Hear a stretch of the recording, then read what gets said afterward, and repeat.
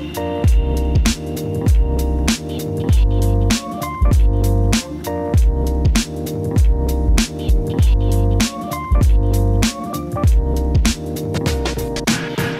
temps, la finance et le management des entreprises 10 ans après. Hubert de la Brûlerie, bonjour. Bonjour. Hubert de la Brûlerie, professeur à l'Université Paris-Dauphine.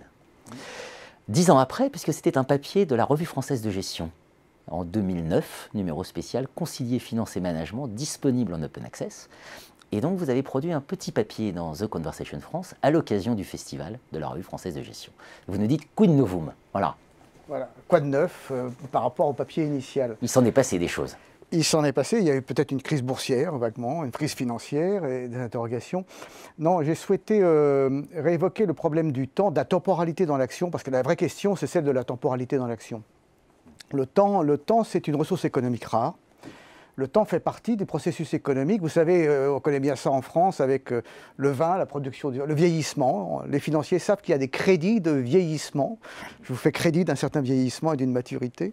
Et donc, c'est important, le temps. Et le temps est en même temps une dimension de l'action de gestion. Nous enseignons la gestion.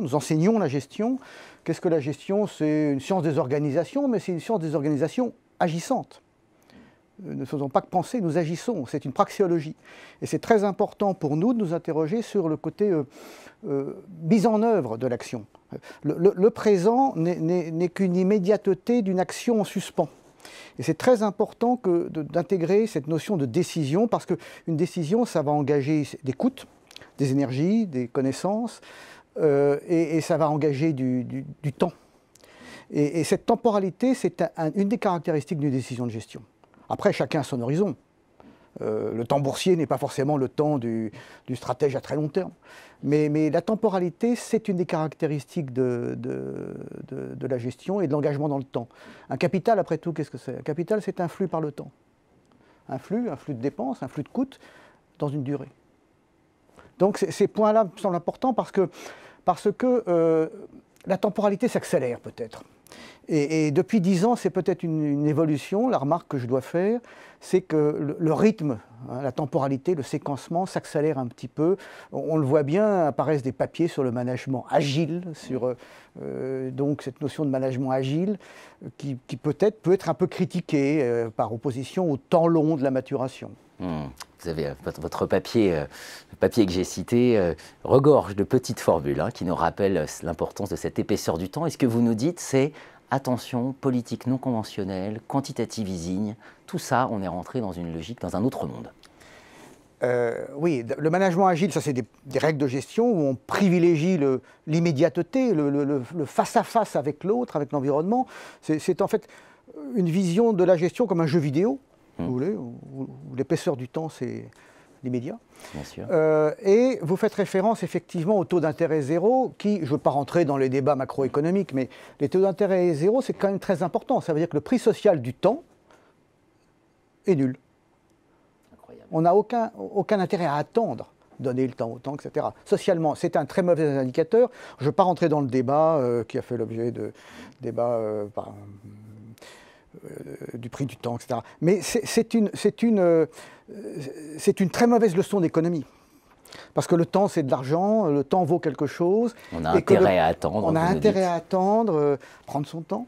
Procrastiner peut être un choix de gestion tout à fait judicieux, attendre que les choses mûrissent. Avoir des taux d'intérêt zéro, ça peut complètement biaiser des comportements économiques en faveur d'un immédiat, alors justement qu'il faudrait peut-être attendre. Alors, qu'est-ce qu'on en fait à partir de là? Vous dites dans ce papier, vous me dites, prendre son temps, c'est un luxe que peuvent seuls s'offrir les forts. Voilà, vous rappelez qu'en fait, il y a des enjeux de puissance derrière. Absolument. Voilà, elle est là, l'articulation finance-stratégie. L'articulation finance-stratégie est là, c'est-à-dire que la stratégie, bien sûr, précède. C'est-à-dire que, bien évidemment, il y a l'horizon d'action, la temporalité de l'acteur face aux autres acteurs. L'action précède la réaction, et donc il y a un moment où l'action se développe, prend place et provoque. Et dans le cadre du business plan, c'est un outil que nous enseignons, qui est utilisé, qui est très utile, quel est l'horizon de temps? L'horizon de temps du business plan, c'est l'horizon de réaction des autres. C'est l'horizon de durée de cette rente extrêmement fragile que je cherche à me constituer sous forme d'avantage compétitif. Alors l'horizon, c'est peut-être parfois très court dans des services immatériels qui sont friables, mais l'horizon du business plan, quand on fait un tunnel sous la Manche, c'est 50 ans. Je crois que c'est le chiffre qui a été retenu.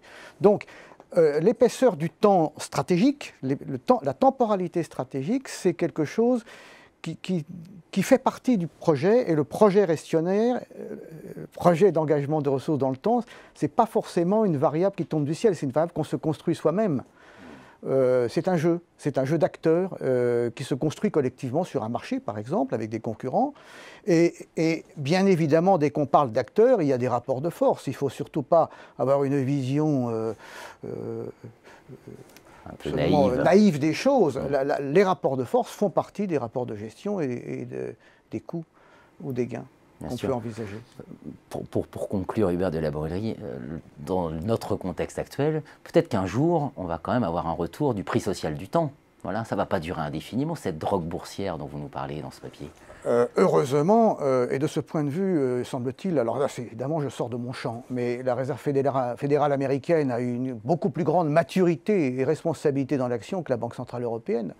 Le premier corrupteur de comportement économique, c'est peut-être la Banque centrale européenne, avec la politique de taux d'intérêt zéro, non pas qu'elle a mis en place, mais qu'elle semble avoir les plus grandes réticences à remettre en cause. Merci Hubert de la Borellerie pour cet éclairage. Un article donc à retrouver sur Internet en open access. Le temps, la finance et le management des entreprises. Merci.